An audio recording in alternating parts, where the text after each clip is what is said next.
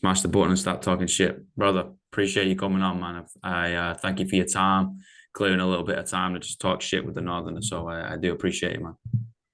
A northerner, what northern part of whatever country is that? Whatever country, that's the motherland, son. It's Manchester in the UK. Nice. Yeah, I was 6 years in Cornwall. Cornwall, wow. Yeah, I was went over there on the New Zealand lifeguard exchange when I was must have been like 24.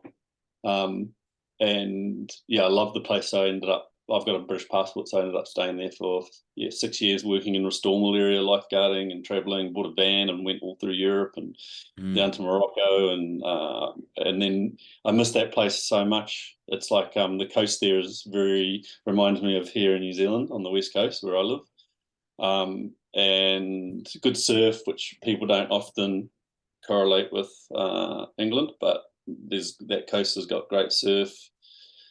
And I went back there a couple of years ago to my mate's wedding, and yeah, it hadn't changed, and it just reminded me of how beautiful that place is. It's definitely beautiful, mate, but it's also definitely inbred down there. Yeah. There's not a lot of folk knocking I around. worked in a little, I worked in a little town called Redruth.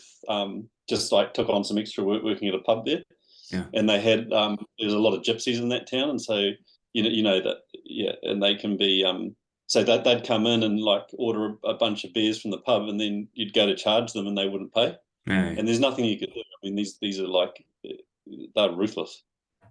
Different set of laws, mate. Yeah. Just like, yeah, okay, fair enough. I applaud the tenacity. You're just like, no, I'm putting the foot down. I'm having my beer and I'm fucking off. You're like, yeah, okay, fair enough.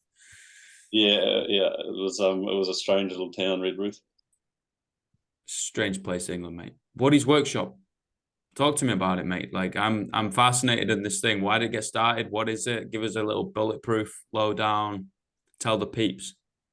Yeah, Woody's workshop was what it started, is how it started. My surname is Woody, so I called it Woody's Movement Workshop. So I was very much interested around muscle and balance and alignment, and that just started in my shed just behind me. Literally just converted it into a very small gym, and that's where I started about 5 years ago, and it's now called Integrated Training. And yeah, we now work with people around stress mitigation, stress tolerance, mental preparedness, recovery. These are people right across the board, not only athletes but corporate professionals, anyone who's trying to optimize health and performance. And off the back of that, we've started to run a Calm Under Pressure workshop, which is a 2-day workshop that takes a group of 20 people through better understanding how to leverage stress and pressure and how that manifests physically and mentally. So to give them better understanding, then give them a bunch of skills that they can use in dynamic situations to better control their response to stress and pressure, which I think for like most people is, well, for everyone is so important, because if you don't know how to leverage stress and pressure appropriately, it builds up and ends up spilling over into your physical and mental health. So it's like one of the most important things you can invest back into understanding. For sure, man. I'm sure we're both great examples of that. And I can definitely pull off some strings of examples in the past where you kind of blow up and everybody else gets the brunt of it rather than just, no, you got to be able to manage this shit, man, rather than allowing it to spill over and into other things. No, I understand all the stuff, but even for myself, when I'm aware of it and I have all the skills, it still spills over. It's still because we're so busy, right? And we've got so much stuff going on, and it's hard. It's easy to get stuck in that cycle of being upregulated and being busy. And actually, stress is addictive. The stress hormones, adrenaline, cortisol, it's addictive. And for a lot of people, when you try to switch that off, it can be very agitating. So if you try to get someone that's been switched on, when I say switched on, I'm actually talking about their nervous system has been in an upregulated state, what we call a sympathetic dominant state. That's the state most people need to be in to get through their day, a busy day where they've got to meet deadlines, they've got a bunch of other things going on in their personal lives, and getting to work in traffic, and worrying about money and the economy and everything else. It's very easy to get stuck in that upregulated sympathetic dominant state. Um, and you can get a lot of stuff done there, but it's not sustainable. You have to balance that system, that nervous system, in order to have sustainable peak performance, which is what really everyone is after. Mm. How did you transform into the stress management from a movement workshop? Was it just a natural progression? Was it something that you've always been interested in, or was it like a light bulb moment? I think I was most interested in how people's musculoskeletal system adapts to pain, specialization, and stress. So it was just, it was a kind of a natural progression. I mean, that's just one body system that is affected by chronic stress and pressure. And we are made up of 11 body systems. I never know if I'm saying that right, 11 or 12 body systems. And they all adapt to stress and pressure and, uncontrolled stress. Controlled stress is really good for you. Uncontrolled stress is not. And so we see this imbalance right through the body in these different body systems. And that's what I'm really interested in. Where is that, working with someone, where does that imbalance lie? It's normally a culmination of a bunch of body systems and identifying that, getting them to understand, and then starting to train those systems to get better balance. That's fascinating, man. So look, yeah, an example would be like one that we talk about a lot is the breathing system, the respiratory system, and how that adapts to stress and pressure. And these hormones, adrenaline, cortisol, they upregulate our breathing rate and depth. And so you can imagine if you're constantly in a state of being upregulated in a stress state, then your breathing, your baseline breathing changes. It becomes faster. It becomes more shallow. It affects your access to the primary muscle of breathing, your diaphragm. It shifts your breathing into the upper chest. And so that stress ends up becoming the imbalance in these systems, or the stressor, sorry. The stressor is the thing that creates the stress in your body or activates the stress response in your body.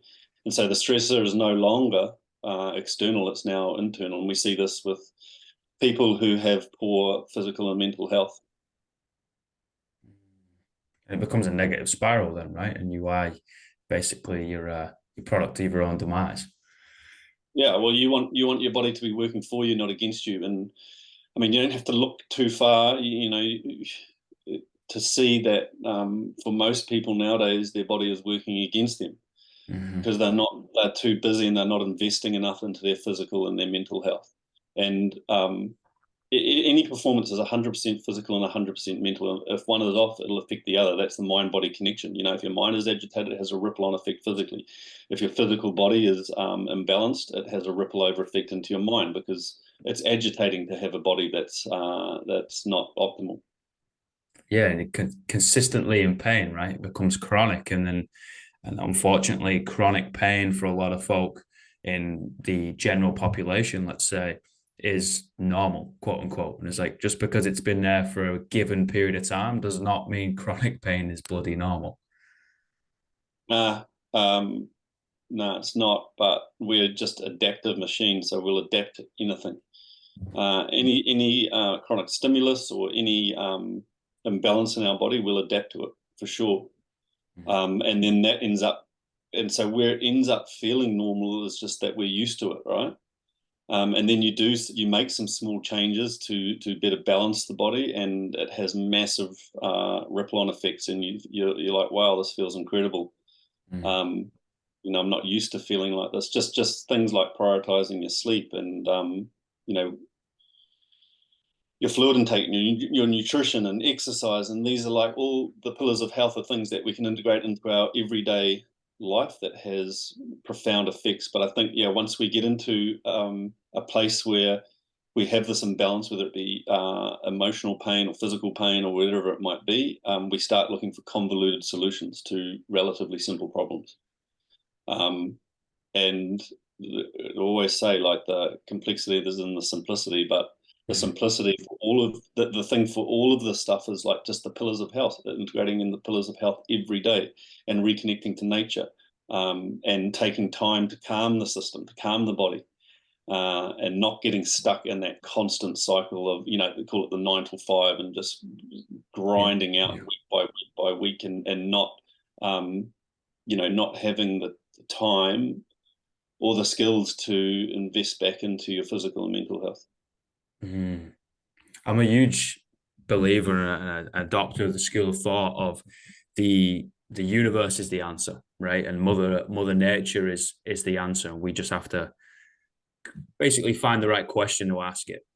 And I think we end up coming up with these questions when we give ourselves a little bit of time and space and energy just to think, right? And just clear your mind. Everything is one, it's set. We're not filling it with junk on our phones. We're not just trying to work 24/7. We're not trying to stress ourselves out having the 15th cup of coffee or smashing back some beers. It's like, no, just think. Like it's all around, and reconnecting to nature, man, is a real big one for me. And I think that's a really good point. Yeah, I think like nowadays when we do get space to finally just have some clarity, some quiet moments, we fill that void with stimulus. And that is where I'm talking about we're addicted to stress. We're addicted to that stimulus. It is very addictive. Adrenaline, noradrenaline, cortisol, these are things that we actively seek. Mm. And so, it's so important to learn to not fill that void with more stimulus and actually allow calm. Just going for a walk in nature and listening to the sounds of nature is very calming for the nervous system. It activates the parasympathetic branch of your autonomic nervous system, which is where all the rest and recovery and down regulation happens. It's also, a place for being loving and caring and and creativity. So, yeah, it's just simple things like doing simple things throughout your day that calm the body, and not filling that void with more stimulus. The phone's a big one, right? It's just like when you get 5 minutes, it's like, you just pick your phone up and you look at your phone. Well, the phone is like keeping you in that upregulated state. It's keeping your nervous system in that sympathetic state because it's so much information. And then And anyone knows what it's like after being on your phone all day. You feel absolutely drained. 100%. Same with the computer, right? Yeah, well, when you're looking at a screen or a computer, what happens to your vision? It becomes your visual field becomes very narrow, right? Mm-hmm. This is the first. Your eyes are your first line of your nervous system, relaying information through your central nervous system. And when your visual cortex or your visual field is narrow, you think of back in the day when this stress response is very primal. Back in the day, it was going into battle. Would you need, if something was coming towards you or you're hunting, would you need peripheral vision? No, you need to focus your vision. And so when your visual field is very focused, it activates the sympathetic division of your autonomic nervous system. So now you've got people sitting at a desk staring at a computer all day, and you may look at them and they look relaxed, but actually their underlying nervous system tone is more sympathetic dominant. Wow. So what would you say would be the biggest barrier you find of people with a buy-in for this type of training of, listen, we got to be a little bit intentional about what we do on our day-to-day life rather than just going through blindly and then digging ourselves a grave to chuck ourselves in? What is the biggest what? Barrier. Barrier is just understanding, I think, like awareness. Mm. Um, like you're not going to change something. People end up with signs and symptoms of chronic stress, right? And these are like irritable bowel syndrome, skin rashes, head tension headaches, muscular tension in the neck and jaw, and ringing in the ears, and brain fog. And there's so many ways that stress manifests. And I think once we get to that point, we start having symptoms of chronic stress. We're then in a system that treats the symptom, and some people never understand the underlying reason, and the underlying reason is chronic stress. So if you can teach someone that, or show someone that and how it's manifesting, then you can get to the core of the problem, which is practicing acute stress over and over again, hundreds of times a day, with no control of that acute stress response, that ends up spilling over into chronic stress. An example of acute stress is someone pulls in front of you in a car and you get all pissed off. Someone says something to you and you ruminate over it and you can't, there's nowadays the acute stress response is activated hundreds of times a day. So we get really good at practicing being in a stress state. And if we don't have any control of it, any awareness of it, then the end result, like I said, is it manifests into physical and mental signs and symptoms. I think this is why the author Ryan Holiday's done so well, right? Of bringing back stoicism into modern time, because I think that's what we have to become, at least a little bit more stoic, and just take yourself out of the equation, look at it objectively, okay, control that mental state, and just, all right, this too shall pass, rather than just getting all pissed off and throwing fucking hands and, you're going to take it home. And the next thing you know, like, now you're upset your spouse or your mate or your mother or your whatever. I was like, no, like, all right, if you're going to have it out, and it can't be bleeding off into other things, and I think we need to. Yep.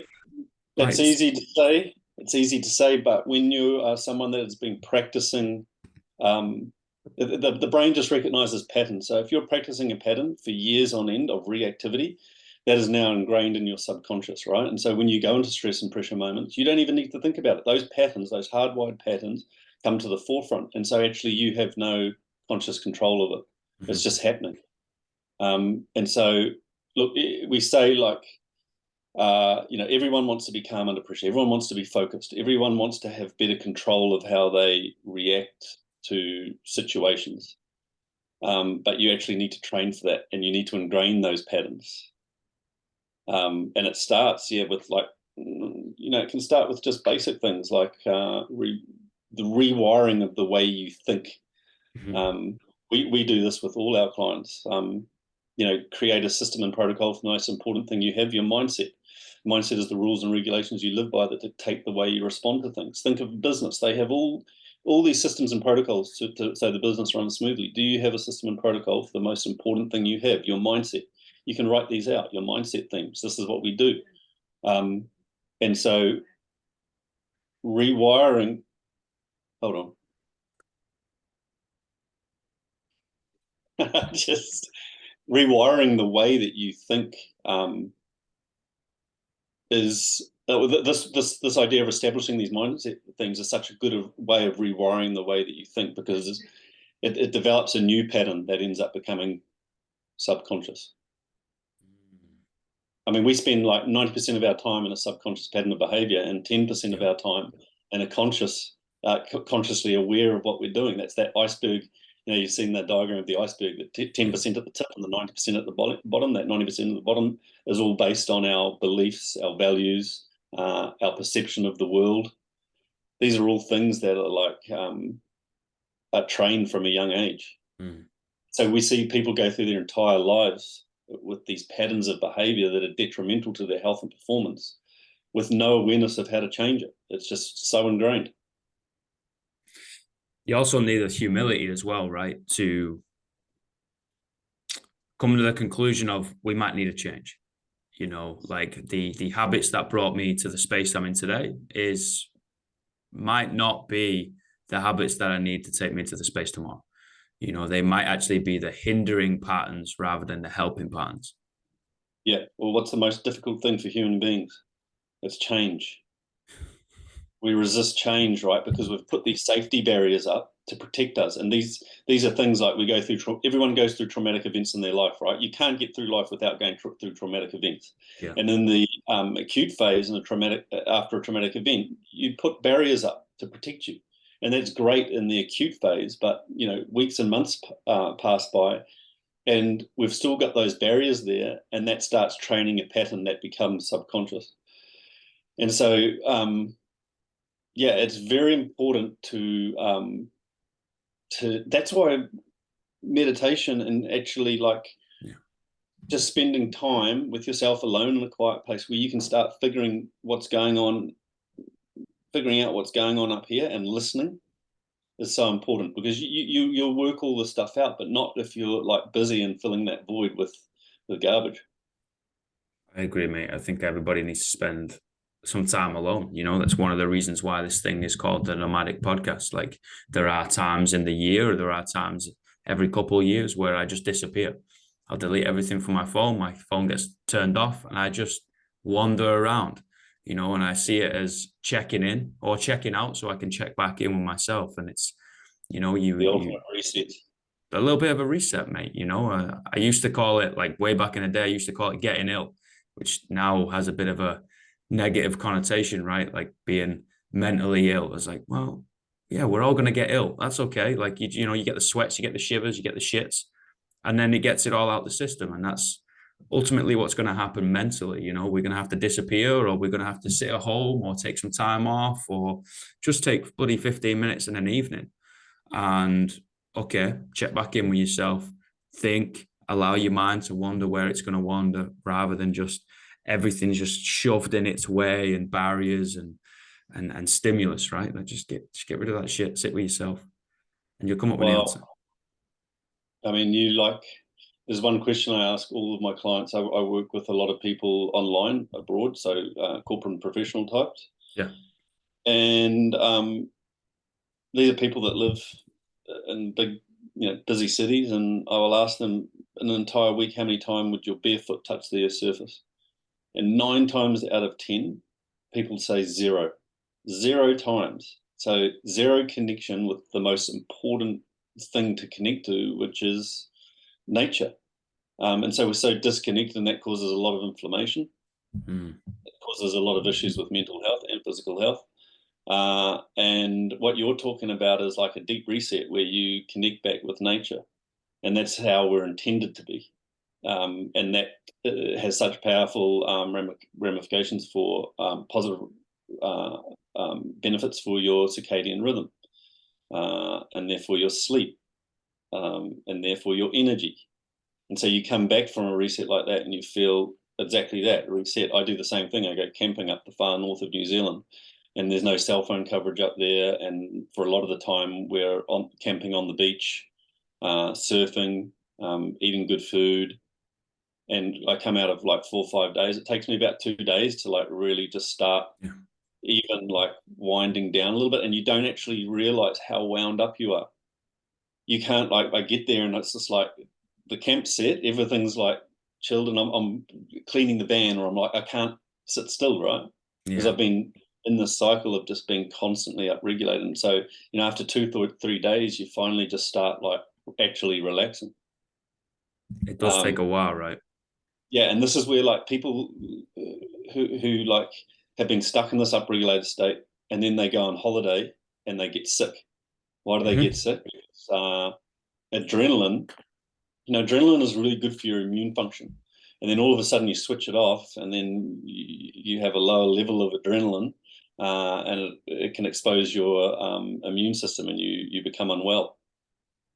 So yeah, it's just the basic stuff, the things that you can like integrate into your day. It doesn't have to be like anything flashy or convoluted. It's just simple things. I think the barefoot point and analogy, I guess, is beautiful. I think something we can take that our way. Even walking around in the house, a lot of people wear socks or shoes, right? We're always in something. You're like, well, okay, you're in a house, you're in a city, you're probably on tarmac. Maybe you're in England, you don't necessarily want to walk around barefoot. I would also say don't walk around barefoot. There's a lot of glass everywhere and needles and shit. Don't do that. It's a little bit dirty, right? New Zealand's a bit different. But just walk around barefoot, feeling it out. I encourage people to do it in the gym. Walk around. Yeah, okay, keep your socks on, fine, but feel the floor. Okay, what's the feedback you're getting?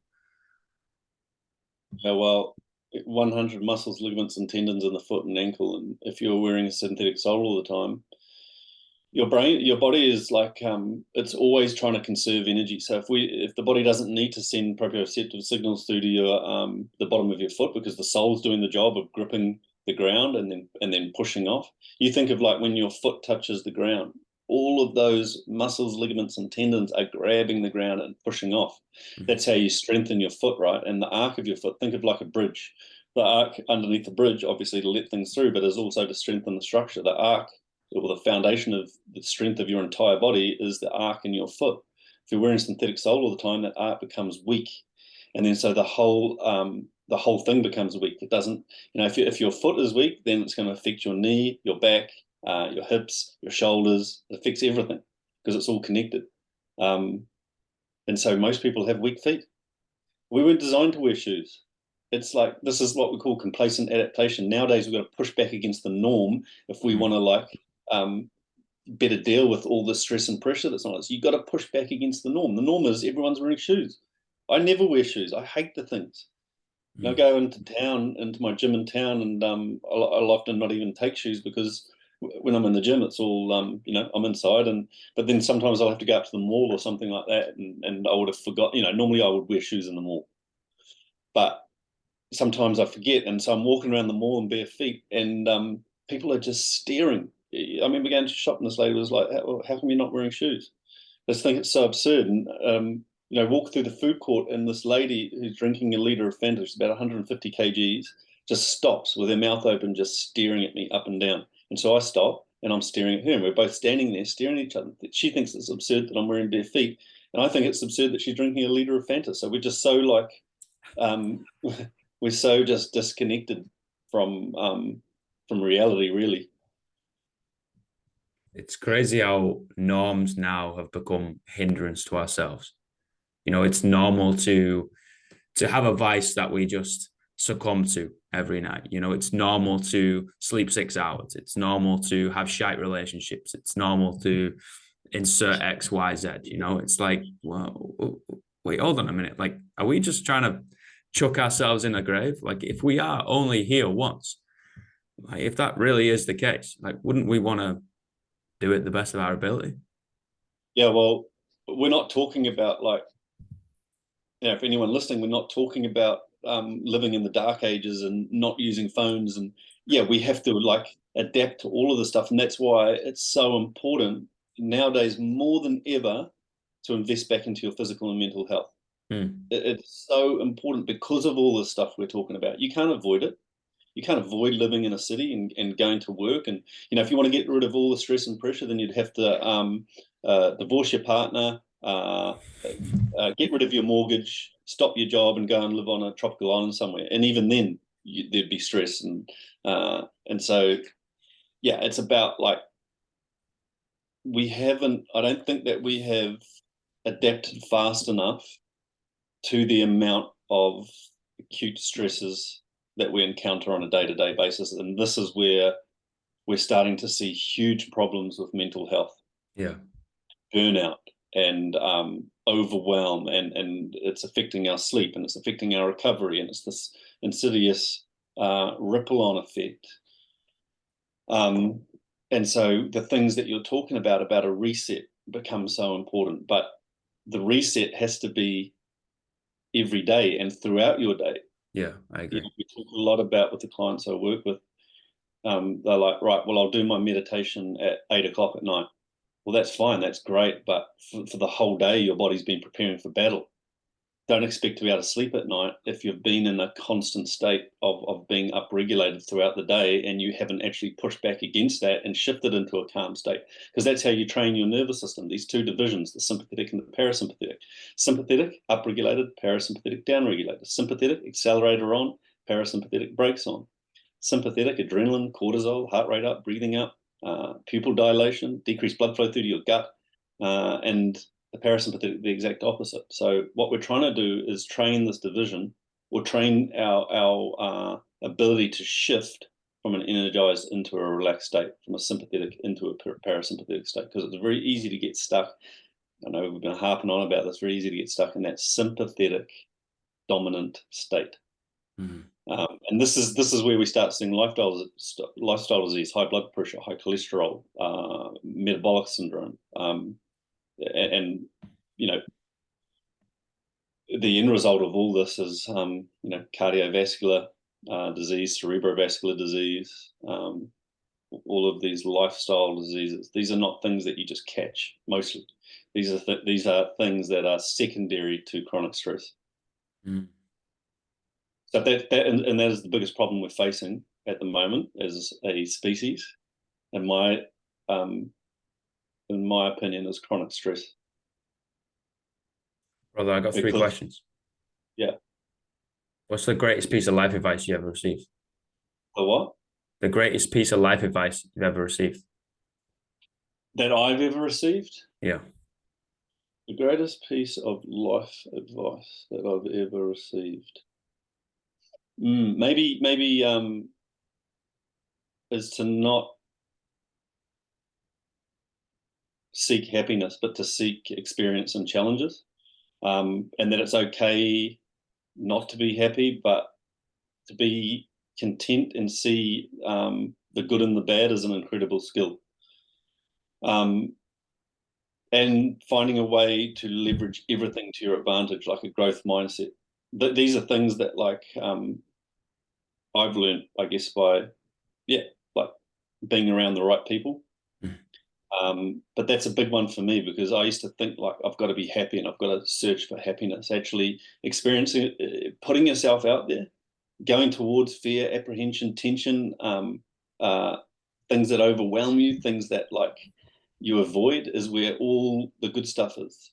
That's the experiences and challenges. And if you're not challenging yourself, you'll never find happiness. Like true happiness is when you challenge yourself and you achieve something, when you put yourself out there. But nowadays we're so scared of failure. We're so scared of letting people down. We're so scared of putting ourselves out there because we have a negative connotation with failure. We think failure is like, even the word failure is just like, it's all your perspective of it. Failure is just like a stepping stone to success. And all successful people have to fail hundreds and hundreds of times before they succeed. But, the thing I hear most with the clients I work with is this fear of letting people down and fear of failure. And so there's that creates like avoidance. What's the worst piece of life advice you've ever received? Oh, the worst. I'm sure there's a few of them. Right.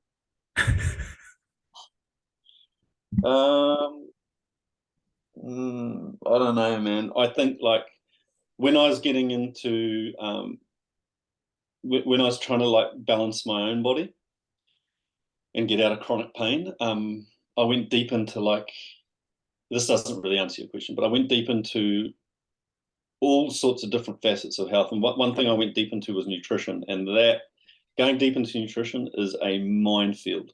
Mm-hmm. It is just one person's telling you that eggs are a superfood, the other person's telling you that they're terrible for you. One person's telling you tomatoes are great, the other person's they're poisonous.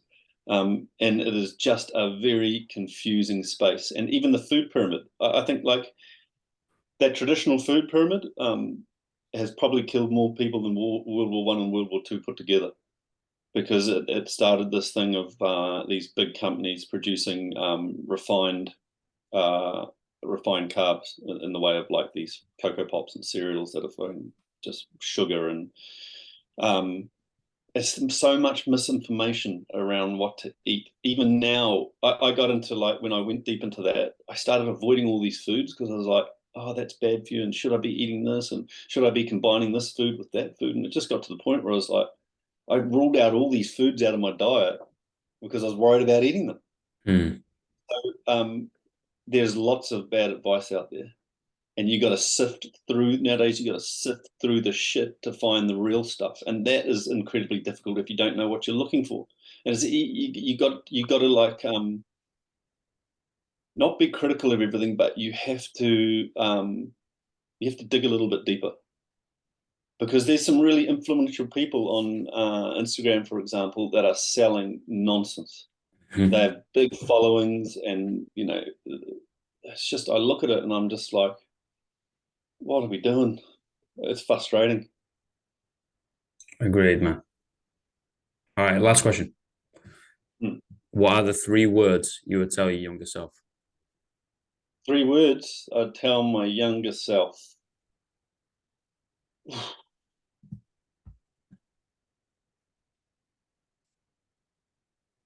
I don't know how to say it in 3 words, but the biggest thing for me growing up was I cared too much about what my mates thought. And Mm, so everything I did was just to like fit in. It was just to like prove myself. And part of that is good. Part of that is like good to be in that type of environment, but it's also like really holds you back. Um, and it like I think about big events in my life where like I look back and I was like, man, I chose the wrong option there because I was too concerned about what other people would think, um, or coming off as weak, or being talked about in a bad light. So that's that's like 3 words. Don't know. that's a drift, man. Thank you, Yeah, I brother. think we all, I think everyone like can resonate with that though.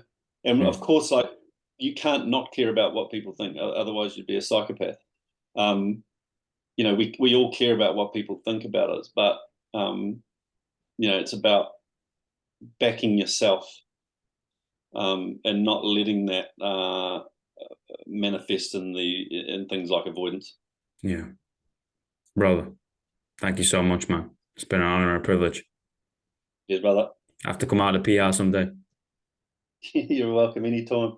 Thank you, We'll go man. for we'll go for a walk on the beach and have your feet. Let's do it, bro.